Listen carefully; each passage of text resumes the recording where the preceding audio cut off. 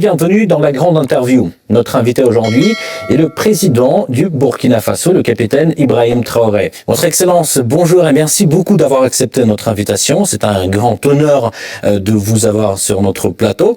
Alors, hier, vous avez assisté au défilé du 9 mai. Quelles sont vos impressions? Alors, bonjour et merci. Donc, nous sommes là, ici en Russie, donc, pour la commémoration du 80e anniversaire, donc, de la victoire sur le nazisme. Et comme vous l'avez dit hier, on a assisté, donc, à la cérémonie, une parade et, donc, une cérémonie sur le dépôt de gerbes, donc, sur, la tombe des soldats inconnus. Je pense que c'est très symbolique. Nous avons appris beaucoup de choses au cours, donc, de ce séjour. Ce n'était pas uniquement une fête, mais c'est une célébration de la victoire d'un nouveau monde. Donc, ça a beaucoup de sens pour nous. Mais la qualité du défilé, qu'est-ce que vous en pensez? Oui, c'est comme je le dis, c'était parfait.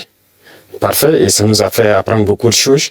Et quand on fait défiler les engins qui ont gagné la guerre, c'est-à-dire les T-34 jusqu'aux engins modernes, ça nous montre l'évolution donc technologique de l'armée russe. Et ça nous inspire, nous aussi, à nous mettre au travail pour pouvoir nous développer dans le même sens. Est-ce qu'il y avait certaines choses qui vous ont surpris, par exemple? Surpris, toujours, on est toujours surpris quand on voit l'avancée technologique. Et dernièrement, je pense qu'il y a une nouvelle arme qui a fait son apparition dans l'arsenal militaire russe, Orychnik, qui donc nous avons pu voir passer. Et je pense que ça, c'est très significatif. Quelle est la signification de votre présence en tant que chef d'État africain? Car on sait bien que les Africains ont apporté leur contribution à la victoire des Alliés dans la Seconde Guerre mondiale. Bien sûr, c'est comme je l'ai dit, les Africains et les soldats donc, soviétiques ont contribué beaucoup à libérer le monde du nazisme. Et si le monde n'était pas libéré du nazisme, on ne sait pas ce que ça allait devenir. Et en suivant donc les événements, j'ai vu que la Russie, elle seule, a perdu 1 million de soldats sur le sol européen en combattant. L'Afrique aussi a donné, nos ancêtres ont beaucoup combattu sur le théâtre européen, principalement en France, en Belgique, en Italie, pour libérer le monde du nazisme. Donc c'est une histoire commune que nous partageons. Comment s'est déroulée la rencontre avec le président russe? Alors, pour l'instant, nous avons eu des rencontres brèves. Et dans quelques temps, nous allons avoir un long entretien. Et ça se passe très bien. Et vraiment, c'est très courtois, c'est amical, c'est fraternel. Et c'est tout ce qu'on demande donc en matière donc, de nouvelles coopérations dans ce monde. Mais comment décririez-vous l'état actuel des relations bilatérales? Les relations se portent très bien. Et je peux dire que depuis 2 ans maintenant, les relations ont très bien commencé. Et nous sommes en train d'approfondir. C'est les volets défense-sécurité, mais aussi les volets éducation.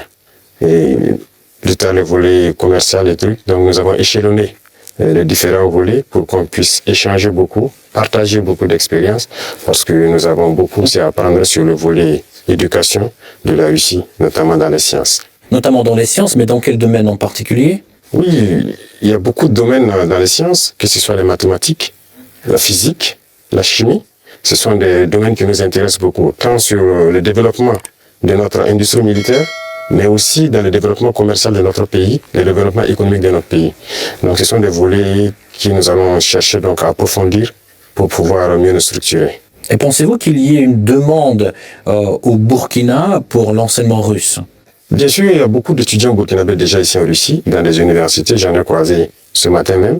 Et j'ai même demandé à ce qu'on augmente le nombre d'étudiants ici, que ce soit à travers des bourses russes ou le Burkina qui va donc payer des bourses pour que ces étudiants viennent. Mais l'objectif pour nous, c'est d'implanter des universités similaires au Burkina. Et comme il y a déjà la maison de la Russie, ça va nous permettre d'aller très vite. D'ailleurs, vous venez de le rappeler, aujourd'hui, vous avez visité l'université russe. Comment s'est déroulée cette visite? Ça s'est très bien déroulé. J'ai eu des échanges fructueux avec le ministre de l'éducation de la Russie, avec les recteurs et les étudiants, surtout les étudiants de l'AES qui étudient dans cette université. Et nous avons eu de très bons échanges et on s'est parlé beaucoup de manière scientifique. Voilà. Parlons un tout petit peu de l'économie. Le volume des échanges commerciaux a augmenté de 10 fois en un an. Mais de l'autre côté, ces chiffres-là ne sont pas à la hauteur du dialogue politique. Comment expliquez-vous ce paradoxe? Et surtout, comment booster ces liens dans le domaine du commerce, en fait? Comme je l'ai dit, c'est une nouvelle relation qui commence. Vous savez qu'avec la Russie, depuis les Pourquoi nouvelle, excusez-moi? Oui, ça recommence, puisqu'il y avait, depuis les années après la mort malheureusement de Sankara, les relations avec la Russie se sont beaucoup estompées. Et là, nous sommes en train de réveiller les relations. L'ambassade s'est installée et les relations commerciales sont aussi au cœur des échanges. Quand je prends, il y a un certain nombre de produits, par exemple burkinabés, qui transitaient par certains pays européens avant d'être vendus en Russie. Aujourd'hui, ces produits sont directement vendus à travers donc, des opérateurs burkinabés et des opérateurs russes. Je parle notamment, quand on prend l'exemple des mangues, les mangues transitaient par des pays européens pour être vendus en Russie. Aujourd'hui, ça se passe directement. Il y a le coton, il y a qui va suivre, il y a beaucoup d'autres produits, le sésame et bien d'autres produits agricoles que nous pouvons échanger directement avec la Russie. Donc, ça ne fait que commencer, ça va s'accroître. Tout à fait. En fait, les prévisions économiques indiquent une croissance de 5,6% en 2025. Alors, quels sont les secteurs clés qui soutiennent cette croissance? Alors, il faut dire que jusqu'aujourd'hui, au Burkina Faso, c'est l'or qui est le premier produit d'exportation. Mais nous avons lancé le moteur de l'agriculture pour d'abord l'autosuffisance, mais aussi pour le commerce extérieur, l'exportation. Et si vous suivez bien, depuis l'année passée, nous avons lancé l'offensive agricole avec une initiative qui soutient l'offensive. L'objectif, c'est de pouvoir accroître notre production agricole de façon significative, s'autosuffire, mais aussi il y a des produits de rente qu'il faille donc vendre à l'extérieur. Et tout ça doit pouvoir soutenir cette croissance et nous espérons être bien au-dessus de ces chiffres-là. Mais comment se déroulent ces réformes en fait? Il y a beaucoup de choses, ce sont des réformes difficiles, faut le reconnaître, parce qu'il y a un système qui s'est installé, mais c'est pas impossible. Déjà, quand vous regardez notre production céréalière, on a eu une très bonne croissance en 2024. 2025, nous espérons encore faire mieux. Et ce sont des réformes assez courageuses. Quand vous prenez par exemple, je reste toujours dans l'agriculture, nous avons par exemple décidé, à travers l'initiative de l'offensive, de labourer gratuitement les champs de nos paysans. Donc l'année passée on l'a fait, cette année encore, s'il plaît à Dieu au retour, il y a un bon nombre de tracteurs encore qu'on a acquis, qu'on va mettre à la disposition des cellules mécanisées dans les différents départements pour accroître les superficies emblavées. Nous maximisons beaucoup dans la gestion de l'eau, à travers donc une structure qu'on a créée, l'ONBA, pour maîtriser l'eau et pouvoir produire au moins 2-3 fois dans l'année. Parce que si on dépend uniquement des pluies, ce serait difficile. Donc il y a ce secteur, le secteur minier aussi que nous allons continuer de booster pour que le pays lui-même exploite ses propres ressources. Donc nous avons commencé à acquérir des mines, il y a beaucoup de permis qui sont là, que nous sommes en train de développer. Nos ingénieurs ont pu développer les machines nécessaires pour qu'on puisse exploiter nous-mêmes nos ressources. Donc si on met en profit ces deux secteurs, et compléter avec l'industrialisation, c'est-à-dire la transformation de nos produits sur place, qui va nous empêcher d'exporter brut, ça va beaucoup nous amener à entraîner en tout cas une très bonne croissance.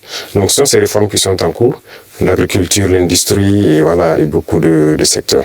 Pensez-vous que la Russie puisse apporter son soutien pour la mise en place de ces réformes? Bien sûr, bien sûr. Beaucoup de soutien et comme rien que la formation technique et professionnelle, c'est déjà une très bonne chose.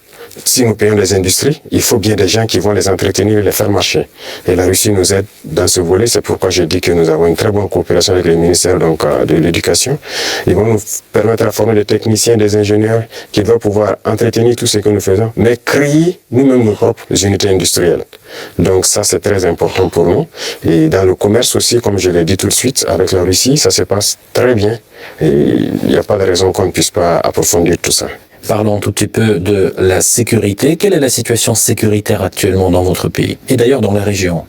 Oui, dans la région, comme vous savez, la situation sécuritaire, en tout cas, nous essayons d'évoluer sur les champs de bataille. Ça, c'est la première des choses, parce qu'il y a plusieurs facteurs qui rentrent en ligne de compte.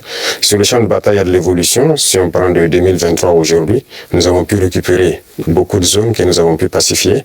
N'empêche que l'ennemi se renforce aussi. Il y a beaucoup de combattants étrangers qui rejoignent le rang des terroristes. Est-ce que vous pouvez préciser, vous parlez de quoi?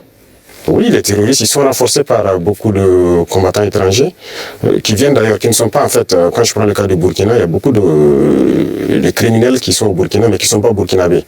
Il y a aussi des formateurs qui viennent de beaucoup de pays pour les apprendre beaucoup de techniques. Mais quel est leur intérêt?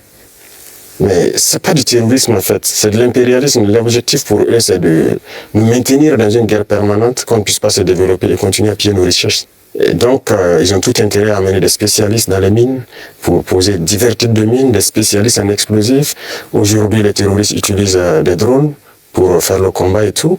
Donc, ce sont des professionnels venus donc de certains pays qui viennent les apprendre tout ça. Tout ça, c'est pour continuer à nous maintenir dans une situation d'insécurité. Mais nous prenons la mesure de la chose, nous nous adaptons à chaque fois à leur mode d'action et nous continuerons le combat jusqu'à récupérer l'entièreté du Sahel. Y a-t-il des pays concrets qui financent ces combattants? Tous les pays impérialistes financent ces combattants.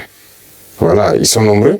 On ne peut pas les citer voilà, individuellement. Il y en a qui sont même cachés, qu'on ne peut pas imaginer. Mais ils sont nombreux.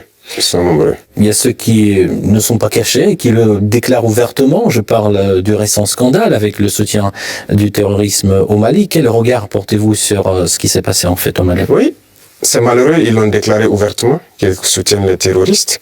Et nous avons aussi pu remarquer, effectivement, avec un certain nombre de technologies que les terroristes ont pu avoir, que ça vient d'eux. C'est malheureux, c'est très malheureux, mais toujours est-il qu'on ne s'apitoie pas sur notre sort. Et nous avons pris la mesure de la chose, nous allons nous adapter, nous allons les combattre et ils ne pourront pas vaincre. C'est ça le plus important pour nous. Comment se poursuit la coopération humanitaire entre le Burkina Faso et la Russie? Ça se poursuit très bien. Je pense qu'il y a beaucoup d'échanges sur beaucoup de volets. Quand je prends le domaine donc de la santé, parce qu'on a toujours des déplacés qui sont là, et quand on dit un camp de déplacés, ça veut dire qu'il y a des situations sanitaires souvent compliquées. Et je pense que les services de santé coopèrent bien pour pouvoir appuyer donc les services de l'action humanitaire pour pouvoir avancer. Et vous avez suivi en 2023, je pense que la Russie a fait un don de blé au Burkina Faso. C'était uniquement donc destiné donc aux personnes déplacées, mais nous avons fait la promesse au président Poutine que nous ne souhaitons plus voilà, être ravitaillés en blé parce que nous allons produire le blé. Et je tiens cette promesse parce que nous avons commencé à produire notre blé en quantité pour satisfaire. Donc ce qui veut dire que la coopération sur ce volet-là nous amène nous-mêmes à nous développer, à booster beaucoup de choses pour pouvoir combler les vides. Face aux tensions géopolitiques actuelles, notamment la guerre tarifaire entre les États-Unis et la Chine, comment le Burkina Faso adapte-t-il sa stratégie économique et diplomatique? Alors, ce monde est en perpétuelle mutation. C'est de la folie, souvent, les choses qu'on voit. Et il faut rester aux aguets et pouvoir s'adapter à tout moment. Et ça, c'est très important parce que nous suivons l'actualité. Il y a une bataille économique un peu partout, mais a priori, nous commerçons avec la Chine sans problème. Nous achetons beaucoup de choses de la Chine et les Chinois aussi achètent beaucoup de choses chez nous. Il y a des entreprises chinoises qui s'installent chez nous, malgré le fait que les gens essaient de dénigrer le Burkina Faso. C'est pareil avec la Russie actuellement. Donc tous les pays qui se battent aujourd'hui pour leur indépendance économique, nous essayons de collaborer mieux avec ces pays. Parce que c'est une forme d'oppression de l'impérialisme. Il y a lieu que ceux qui sont opprimés s'unissent pour faire face à cette hégémonie-là. Donc, a priori, on s'adapte à toute cette situation. Monsieur le Président, quel regard portez-vous sur la récente détérioration des relations avec l'Algérie? Alors, vous avez suivi les événements et je pense que tout le monde comprend comment ça fonctionne.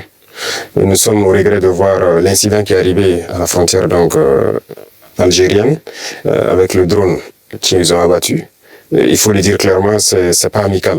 C'est pas amical parce que aucun appareil, on n'abat pas un appareil volant comme ça. Lorsque tout le monde connaît le protocole. Donc il n'y a pas à se voiler la face. Si un appareil traverse votre frontière, même s'il rentre sur votre pays, on l'identifie. Les radars permettent de l'identifier. Et on sait, il appartient à quel pays. Et il y a les relations diplomatiques pour ça. On contacte l'ambassade et il y a des attachés de défense, il y a beaucoup de mécanismes. On les contacte et ils peuvent confirmer si c'est leur appareil ou pas, s'il est sur le territoire par, voilà, peut-être qu'il a besoin d'aide ou bien il a perdu, voilà, l'orientation et tout ça. Parce qu'un appareil peut être en l'air, il peut avoir des problèmes avec la météo, il est obligé de se cacher derrière les nuages, ça arrive très souvent dans nos pays. Donc un appareil rentre, on les demande, ils disent non. Il y a beaucoup de couvertures nuageuses, mais il y a en tout cas un phénomène météorologique qui l'amène à venir passer. Il peut avoir un problème technique, il peut demander de l'aide pour qu'on le guide à ce qu'il atterrisse. Donc il y a tellement de facteurs qui peuvent faire qu'un appareil se retrouve dans un espace aérien. On n'abat pas un appareil systématiquement. Le cas est arrivé avec nous. On a souvent vu un appareil américain qui est rentré sur notre territoire, qui faisait donc des reconnaissances et tout. On n'a pas abattu l'appareil. On a pris le soin de contacter l'ambassade américaine, qui ont pris quelques minutes, ils nous ont confirmé que c'est leur appareil et ils ont dégagé l'espace. Donc, on n'abat pas un appareil systématiquement. Donc, c'est un acte délibéré, inamical d'abattre l'appareil et c'est regrettable. Mais si je comprends bien, vous ne fermez pas la porte au dialogue quand même. Non. Il faut que les dirigeants comprennent que nous n'avons pas le choix que de nous unir face à cette situation de soi-disant terrorisme. Parce que c'est un phénomène assez complexe. Et je vous dis que le Burkina était assis dans les années 2012 à regarder le Mali. Et on était, le régime qui était en place était ami avec ces gens-là. Certains vivaient même à Ouagadougou. IAG a vécu à Ouagadougou. C'est la réalité. Mais qu'est-ce qui se passe aujourd'hui? Ils sont retournés contre nous. Ce pas des gens libres. Ils sont manipulés par les impérialistes et les ordres qu'on les donne, ils donnent à leurs criminels sur le terrain, ils le font. Donc, il faut que chacun comprenne qu'on doit s'unir pour faire face. Il n'y a pas de négociation possible avec ces gens-là. Justement, parlons de cette unité, plutôt cette intégration qui se déroule actuellement au sein de l'AES. Où en est-on actuellement? Ça se passe bien, ça évolue. Nous sommes donc dans la Confédération et comme je dis, il y a beaucoup de choses à mettre en place. Voilà. Et il ne faut pas chercher à aller tellement vite et ne pas bien faire. Donc, nous sommes en train d'aller de manière progressive.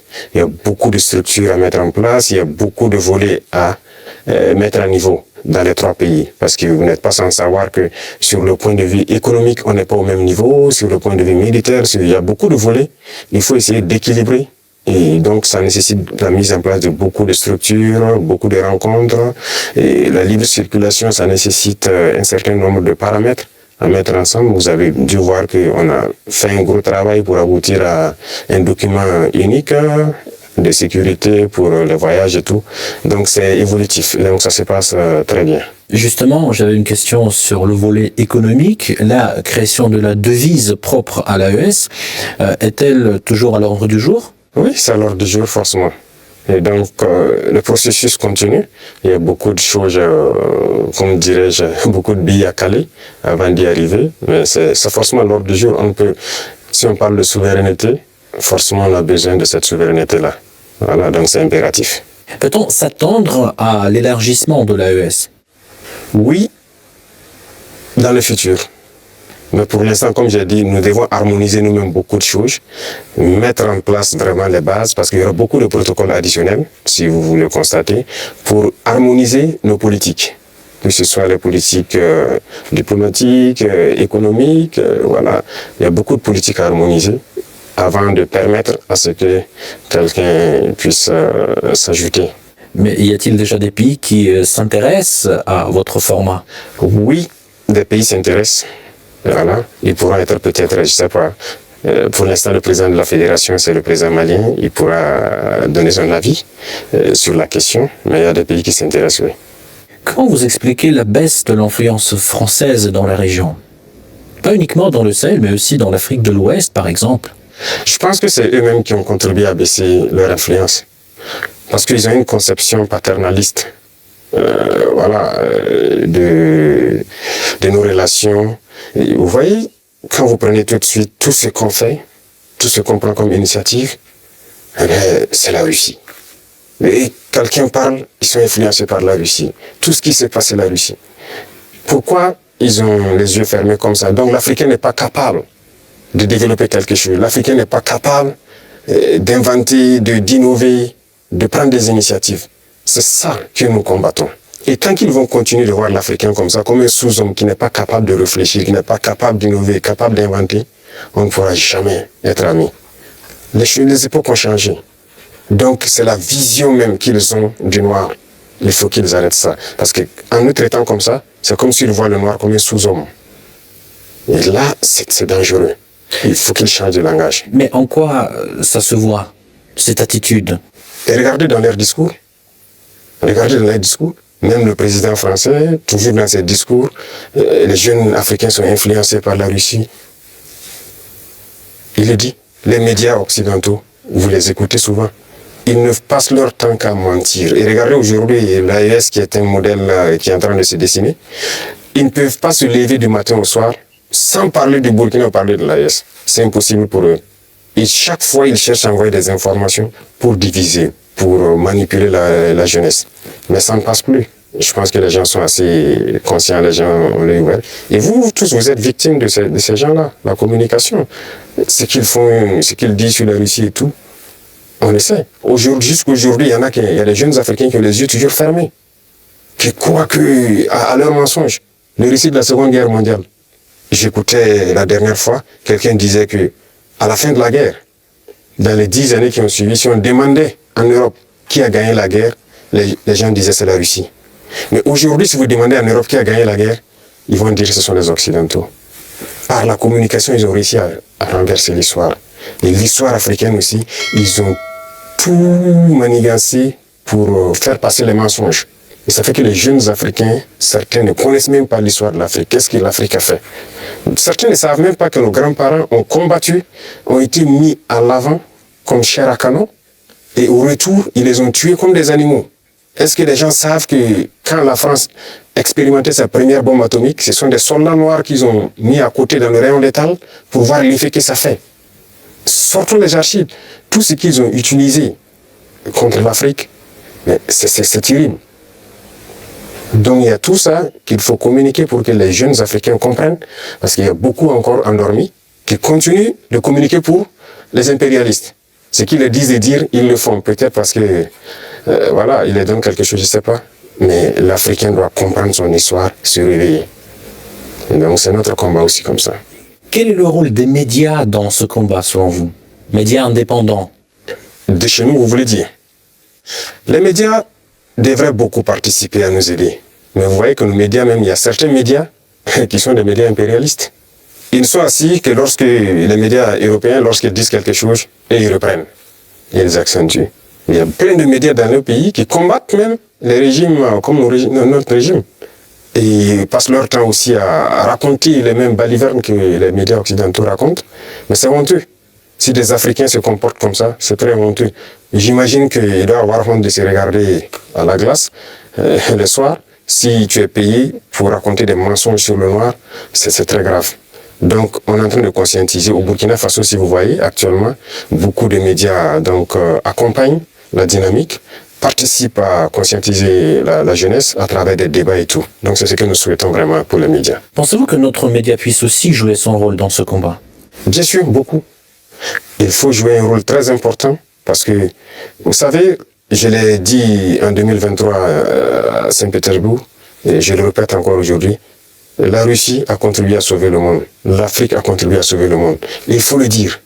Il faut que les jeunes le comprennent. Que tout ce qui se raconte dans les films Hollywood, c'est faux. Ce n'est que du mensonge. C'est la même chose. La guerre du Vietnam. Aujourd'hui, on voit, l'histoire est tronquée. Mais il faut communiquer. Vous voyez, moi, ils n'aiment pas que je parle. On trouve que je parle trop et tout. Pour que je me taise, pour que eux, ils parlent et que leur version passe. Non. Moi, mon plus grand regret, c'est d'avoir passé une bonne partie de ma jeunesse à écouter des radios comme RFI, France 24. J'ai été dans des pays où ces radios étaient fermées. Mais on prenait des applications, on enregistre leur journal pour écouter. Mais à partir d'un moment, il y a un déclic. Et je commence à comprendre qu'ils conditionnent nos cerveaux pour accepter ce qu'ils veulent. C'est leur narratif qu'ils veulent qu'on apprenne. Et depuis ce temps, moi je commence à faire la part des choses et j'ai compris que c'est très dangereux ce qu'ils font. Et aujourd'hui, plus que jamais, je me rends compte qu'ils ont conditionné l'esprit, surtout des Africains. Donc vous pouvez participer beaucoup à éveiller les consciences de la jeunesse pour que les gens comprennent comment fonctionne le monde et ne pas se laisser embarquer par ces gens-là. Ma toute dernière question, juste pour conclure sur une note positive, quelles sont les perspectives des relations entre la Russie et le Burkina Faso selon vous? Beaucoup de perspectives à venir. Et comme je l'ai dit, avec la parade que j'ai vue, je pense qu'il y a une très bonne coopération. Parce que c'est bien, actuellement nous payons du matériel, mais il faut qu'on développe l'industrie militaire par exemple. Et la Russie peut contribuer beaucoup. Et vous savez que la Russie, il y a beaucoup de scientifiques, de savants, qui sont russes. La preuve, on vient de quitter dans l'université de Mendeleev. Ils peuvent nous accompagner beaucoup dans la formation pour aussi prévaloir, parce que chez nous, nous avons des jeunes talents, des génies qui arrivent à créer des choses, mais il leur manque l'apport mathématique, la science pour pouvoir améliorer ce qu'ils font. Et donc la Russie peut nous aider beaucoup dans ce domaine. Ça va nous aider sur le volet militaire, sur le volet industriel, parce que ce sont les machines qui font marcher le monde. Et aujourd'hui, la technologie qui est là, que ce soit l'informatique et les réseaux, la télécommunication et tout, sur ce volet, la Russie est en train de beaucoup collaborer. Donc à l'avenir, toutes ces perspectives sont donc mises à l'ordre du jour pour que nous puissions donc arriver à un objectif certain que nous souhaitons. Votre Excellence, merci beaucoup pour cet échange très intéressant et très enrichissant. Je rappelle, c'était le président du Burkina Faso, le capitaine Ibrahim Traoré. Merci encore. Merci à vous. Merci. C'était tout pour cette vidéo. Je vous demande de vous abonner massivement, d'activer la cloche de notification. Ne laissons plus le narratif entre les mains de ceux qui nous ont colonisés. Partagez sur vos groupes WhatsApp, Facebook et suivez-moi sur ma chaîne TikTok. Soyez-en connectés. On se prend à la prochaine épisode. À plus.